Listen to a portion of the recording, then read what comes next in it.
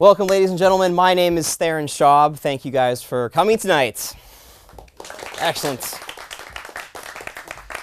I've got a great show in store for you, so I appreciate you guys all coming out this evening. I've been doing magic since I was 4 years old. Wasted the first 4 years of my life, all right?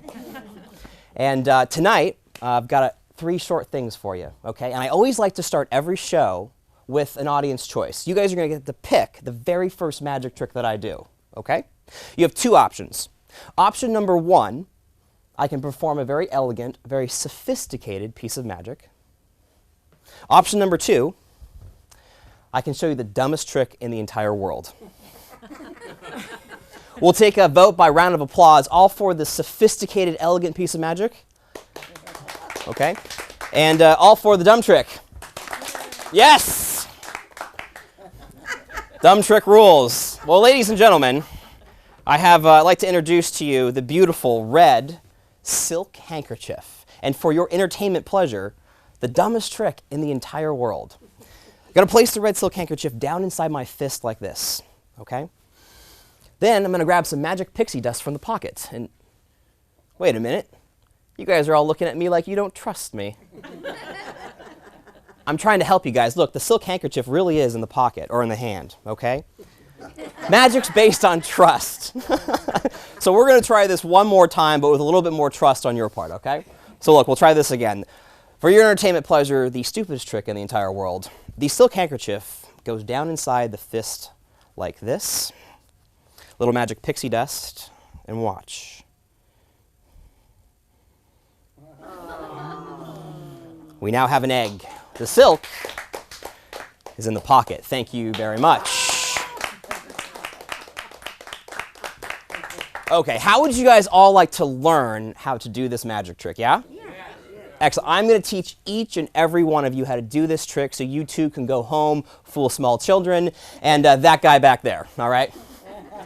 You need a couple things.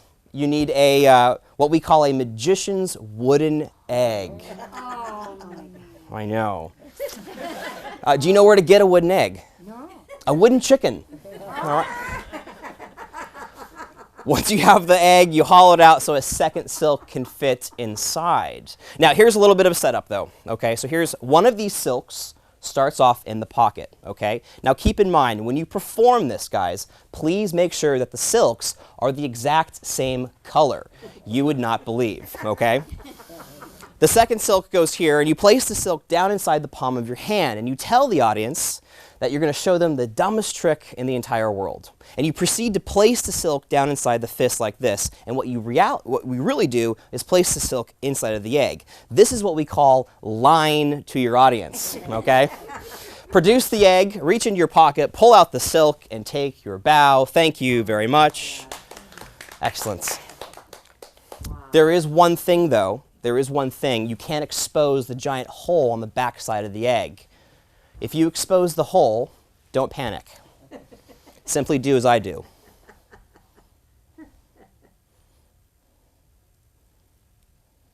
Oh my God. Remove the hole from the egg. Take the egg, break it into a glass, show that in fact is a real egg, and take your bow. Thank you very much.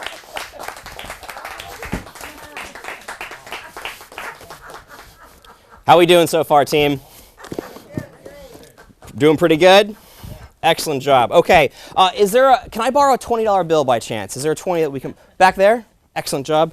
And if you could be so kind as to just take this pen and then really big across the bill, write your name as big as you can, just in bold point font across the bill.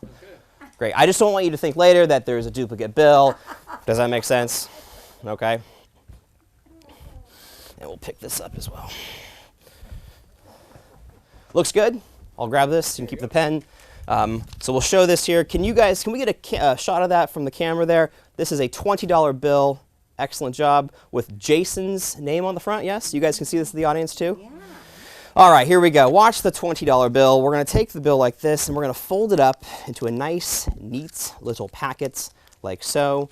You're going to be able to see the bill the entire time. All right? Place it down inside the fist.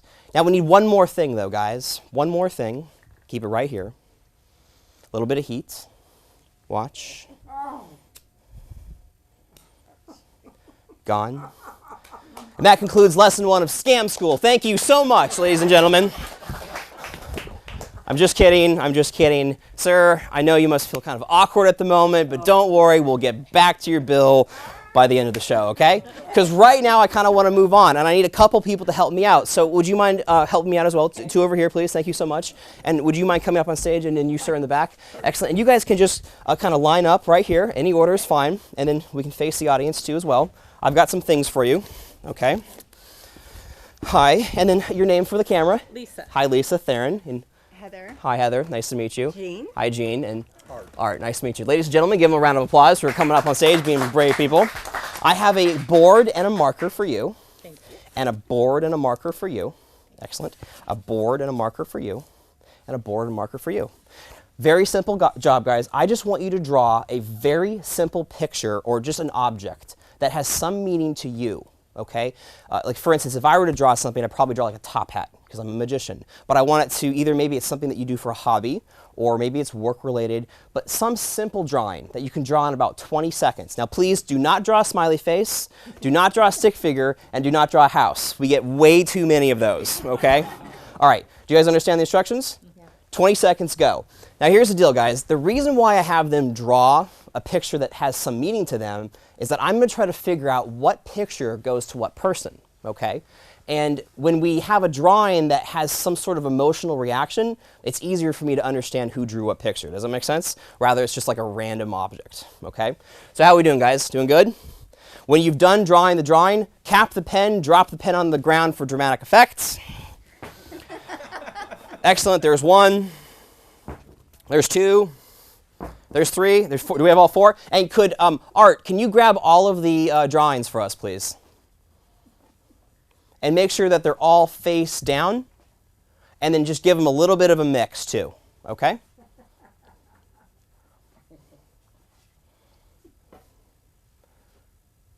Sound good? Oh, I won't look. They're certainly mixed up. Looks good? And once you've mixed them, Art, can you put them on the table but make sure the drawings are face down? Thank you so much. You can go back in line. Excellent job, guys. Thank you so much. You guys stay right where you are. Now, here's what we're going to do. We've got 4 drawings here. I'm going to try to figure out what drawing goes to which person. So we get to actually now see what you guys drew. Kind of exciting, right? All right, we'll see what the first one is here. Oh my goodness. You guys can see this. It's like a little cat. You guys, it's really small. We'll come up here to the camera. You guys can see this at the camera. I'll stay in the light. I'm so sorry. You guys can see that? It's a little tiny camera, or a little cat, I think. Cool, you guys can see this as well? Okay, good. Now I'm going to ask you very simple questions. Just ask you to look at the picture and then look back at me, okay? Cool? Look back at me. Excellent. Look at the picture. Look back at me. Cool. Look at the picture. Back at me. Cool. Picture. Back at me. Now, did you guys see it? Did you see the wiggle? The guilty person always wiggles. My dear, I think this one is yours. Is that correct? A wiggle. A little wiggle. It was a little wiggle. We can review the tape later. We'll go on to the next one. We'll go on to the next one here. Let's see what we got here. Oh, guys, look at this. All right, we'll show this at the camera at home. It's a beautiful flower. You guys got that at home? Excellent. And at the audience? Cool. That's interesting. So I would imagine that this person really likes the outdoors. Does that make sense? Probably spends a lot of time outdoors. But can you just look at the photo and look back at me? Excellent. And the photo, back at me. Great. And then the photo, back at me. Excellent job. You know what, sir? I think this one's yours. Is that correct? Awesome. Awesome. Number 2. 2 more. 2 down, 2 to go. Here's the next one. Let's see what we have here. I'm not sure what this is.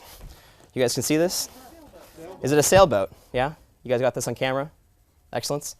I think we've got it here. A sailboat. This is a very adventurous person, someone that actually does like a lot of activities outside, you know. Great, here we go. And then can you take a look at this? Look back at me. Cool. Take a look at this. Back at me. Oh, that's interesting. You know what? I think this one is yours. Is that correct? Wait a minute. No, you're right. I apologize. It's yours. Thank you. It's okay, though. We have one left, and that one is obviously yours. But we know whose it is, but we don't know what it is. So what I'm going to do is try to figure out what you drew. Does that make sense? So I'm going to ask you a couple questions, okay? And I'll grab one of these markers. And let me think about this for a second. Is this something that is this more of a hobby or more of a profession? It's more of a profession. More of a profession, okay. And are you still currently doing it, or is it past profession? It's a current profession, okay. Interesting. And if you were to just picture a shape in your mind, just think of the shape. I'm getting a square. Does it make sense? A lot of linear lines? Okay. I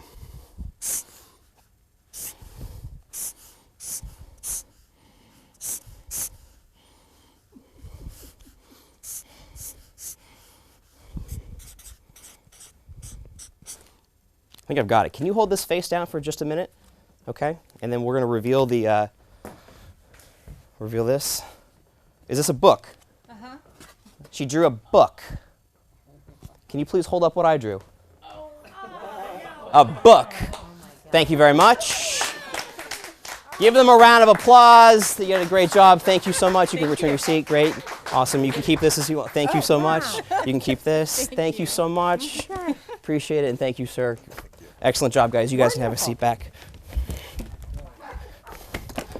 Well, we're getting down to the very last trick for you guys. The closing of the show, and it's my very favorite piece of magic to perform.